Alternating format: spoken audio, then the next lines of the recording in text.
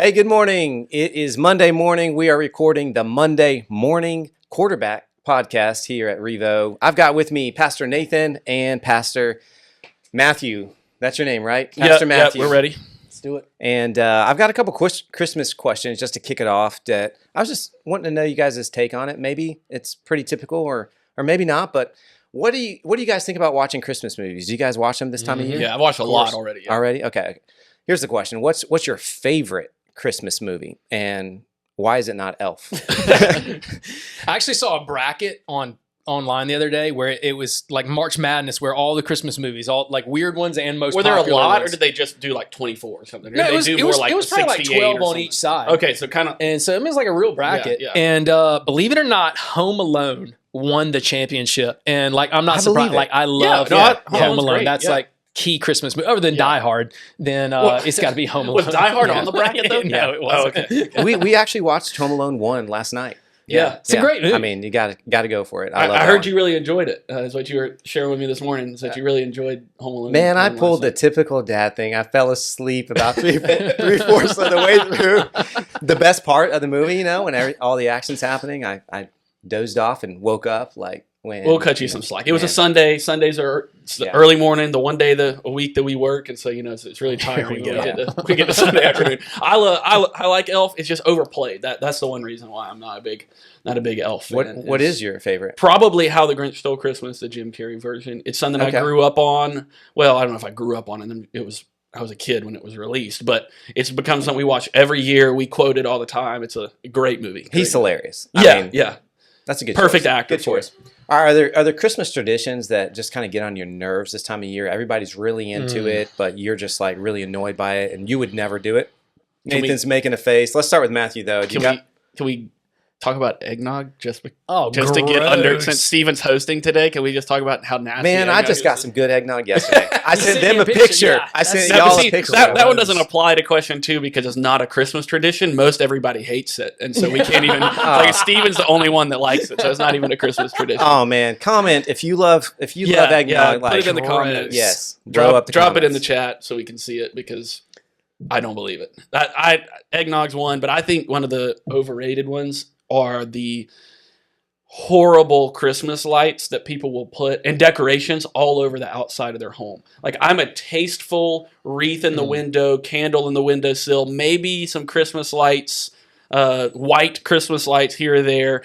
I don't want those like projected snowflakes doing a dance on your house. Like, that stuff is just and then like a bunch of inflatables all in the yard. I'm like, chill out. The only good. That's very bah humbug. Yeah, I love Christmas. I really do, but don't make your house look atrocious one time a year and act like that's Christmas spirit. It's just not. It just doesn't. I know you just offended somebody watching. Oh, sure. I'm sure. Yeah. You can email me. It's Nathan@discoverrevo.com is where you can email me. Nathan, I know there's something that really bothers you.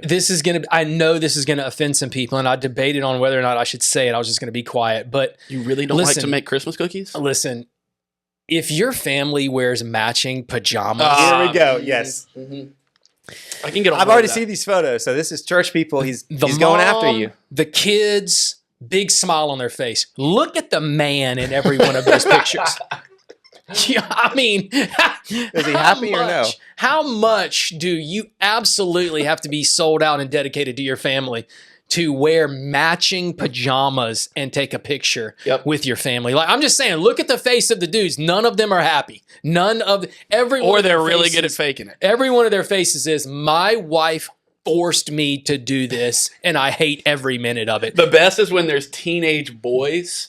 And it's they're starting to get to the aged out where it's like, all right, you should probably stop taking family photos in matching pajamas. Yeah. They're like 14 years old. And like, my friends are going to see this on social media. Whatever. They want the pajamas. Yeah. They don't want the photo. Yeah. That's how it is. That's mine. Yeah. No pajamas. Yeah. Hey, just give your family matching pajamas of whatever you wear to bed. Give them all that. Yeah, there you go. Make them match you instead. Those are pics not safe for work.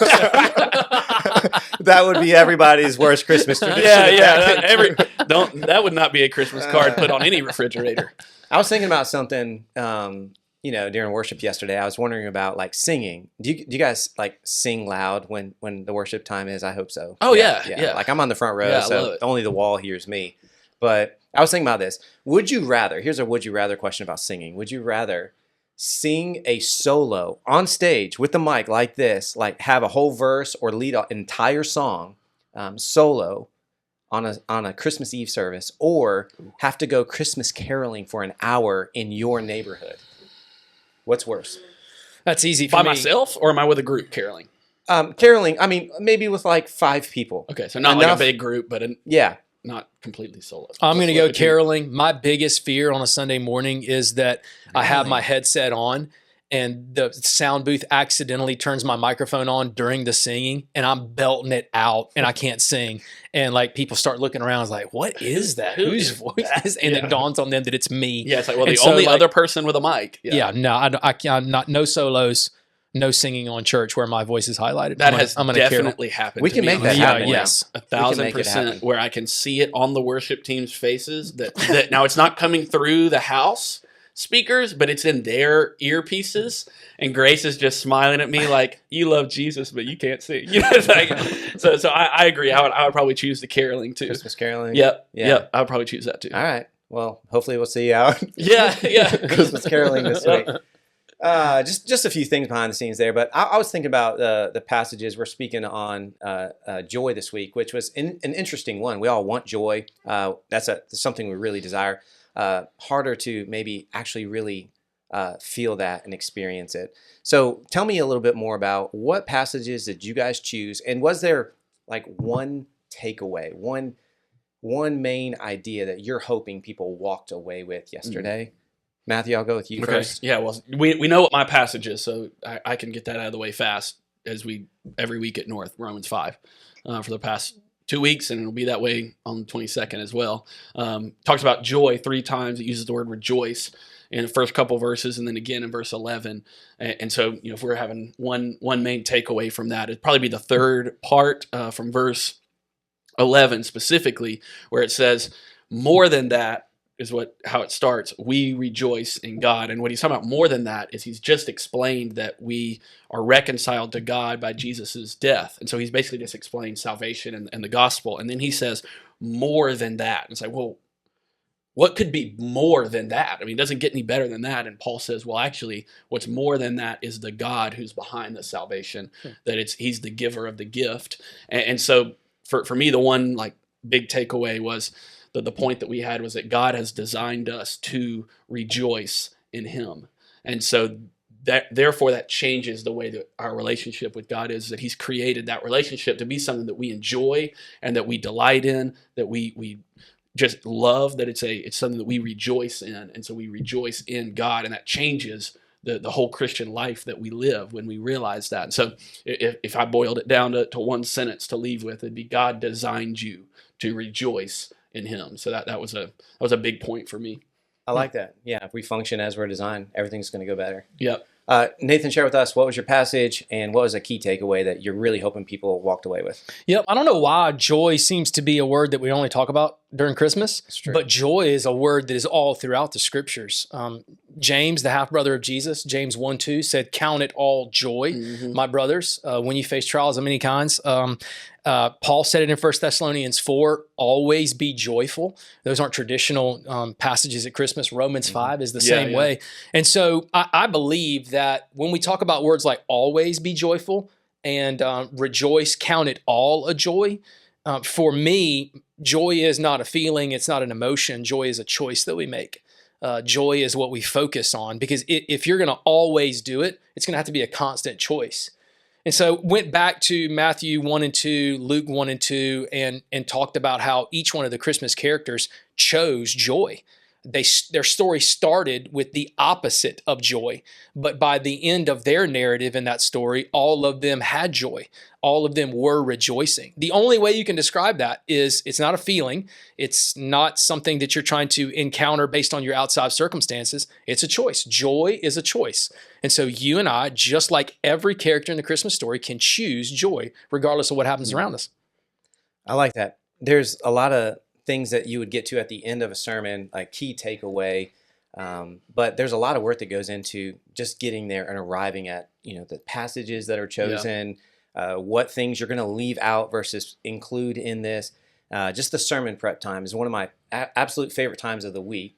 Just getting to study and get ahead. It's also very challenging. And so I want to peel back the curtain a little bit for the audience this morning. Give them a little insight into what goes through your mind and even in your heart as you're preparing. Like, let's talk about some of the challenges of preparing a sermon. Maybe even just the mental gymnastics that you have to go through. Does something stand out in your sermon prep time that this is challenging and difficult? And maybe give a practical example. And then, like, how does God help you work through that to arrive at here is the sermon? Yeah. You got it? Or you Yeah, let's, Nathan, I ask you first. Yeah. So part of what I feel like a sermon is the easy part is the information part. So what does the Bible say? Yeah. And yeah, as pastors, like, I want to teach people what the Bible says, like, read it and this is what it says and this is what it means. But for me, the difficult part, the thing that I really have to wrestle with God with during the week is like, all right, so how am I going to apply this? Because the goal here at REVO is life change. It's not get smarter. We're not getting smarter through Jesus. It's life change through Jesus. And so information plus application is transformation. So the information is there. You can study, you can read. Pastors love to do that. But what am I supposed to do with it? Like, how am I going to apply this to my life? And I can't tell you how to apply it to yours until I've really wrestled with how I'm applying it to mine. I mean, that'd make me a fraud. It would be a fake. I'm not going to ask you to do something that I'm not doing. That would be hypocritical. So easy to study, easy to dig down in the commentaries, and here's what the languages say, and here's 1,000 ways to preach this sermon. How is it going to impact your life? Because that's the only way your life is going to transform. That's the part that I care about the most, that I have to work the hardest at. And just part of the struggle is like, all right, Nathan, you're getting ready to stand up on stage. Are you doing this? Are you living this out? Have you already applied it to your life? Or are you asking these people to do something that you've never done, trying to take them to a place that you've never been before? So always that wrestle of like, all right, Nathan, how am I going to take this truth, this information, apply it to my life so that my life can be changed and transformed? That's what I want for our people, and that's got to start with me. Yeah, I wish I would have. He's been preaching longest, so I was like, let's let him go first, but I should have gone first because that's what I was going to say too. So then it would have looked like you were copying me instead of the other way around. Because it's funny you asked that, because this week is actually one of the easier weeks, or this past week, I should say, yesterday was one of the easier ones, because usually the struggle for me is exactly that. I love to study and figure out what it is that God's saying in that passage. But then the hard part is, okay, so now how do I take what the Bible said and then go, now how do I make that the big statements the Bible's making and make them memorable, concise, and applicable to the people at North Campus? Because one passage could be preached a few different ways based off the people in the audience. And so you've got to know them and know how to apply that. So that's usually the struggle. This week, those 3 points about rejoicing were really obvious and clear in Romans 5. So I had it a lot easier this week, but usually that's the challenge for me. This week, probably, if you wanted a concrete example, the hard part for me was I love that last point that we were just talking about God designing us to rejoice and delight in Him. And so making sure that Matthew didn't just run with what Matthew wanted to say, but also realize, like, no, I've got to preach what Paul wrote, what God was speaking through Paul in Romans 5, not just what Matthew loves, what Matthew's read books about, what Matthew is passionate about. There's time and place to insert some of those things here and there, but the main point needs to be the main point of the passage, not what Matthew thinks, is fun to talk about. And so that was challenging this week, is make sure that I spent time on the other 2 parts of rejoicing in Romans 5, especially in the middle. Rejoicing and suffering is like, if I take this out, then I can have more time for rejoicing in God at the end. But I don't get that luxury to pick and choose, well, I don't like that, or I don't want to have to spend time on that. So I had to cover all that this week, and that was a challenging part, is making sure that Matthew didn't insert his own thoughts and words in there where it needed to be God's words. Yeah, teaching the word, preaching the word, very important. I can relate to that too, the application being, just something that's always hard to arrive at, or which one, how to go about this. And knowing your people is really important. Right. I hope you guys know that, our pastors, we don't all have the same sermons exactly because we know what our congregations are going through and who's in our midst at the time sometimes. And so we really make that personable and applicable to who's in the room. Specifically for that. Not that it's not a universal application point, though, either. So want to ask one more question that I think is a little bit more personal. When you preached yesterday and you're preparing that, oftentimes people will tell me something after the sermon like, oh, you really stepped on my toes or something like that. Like it really got to me. And I was like, good, because it's been getting to me for the past 2 weeks on this, and I'm like, glad it's your turn now. It's kind of a joke I make about it, just to say, hey, I'm in the same boat with you. Like, I need to apply this just the same. And I had to wrestle through this. Was there something y'all were wrestling through, really trying to figure out how to apply this, or this really encouraged you to keep going in an area that's going well, or was challenging and saying, man, I need to dig a little deeper and go a little further in this area that I was preaching? And you have done that. You're not preaching hypocritically, but as you were preaching, you're like, God spoke to you. There's always some sort of conviction as we're studying, a great reminder is oftentimes. So was there something, Matthew, in your sermon yesterday that you're like, I need to do better at this, or this challenged me personally? This was the one for me or for you personally? I'll give you two, one that challenged me and then one that I felt like I needed to just do more of. First would be the rejoicing and suffering part that I was just mentioning, about how Paul talks about one of the key marks of a Christian is that we're able to rejoice in suffering. It's all over the New Testament. I didn't realize until this past week when I was studying just how pervasive that idea is. It'd probably make the top 5 or top 10 things that a Christian should do that shows that they're a Christian, is be able to rejoice in suffering. And on the other side of that, there's the realization that we do that because God has promised good on the other side.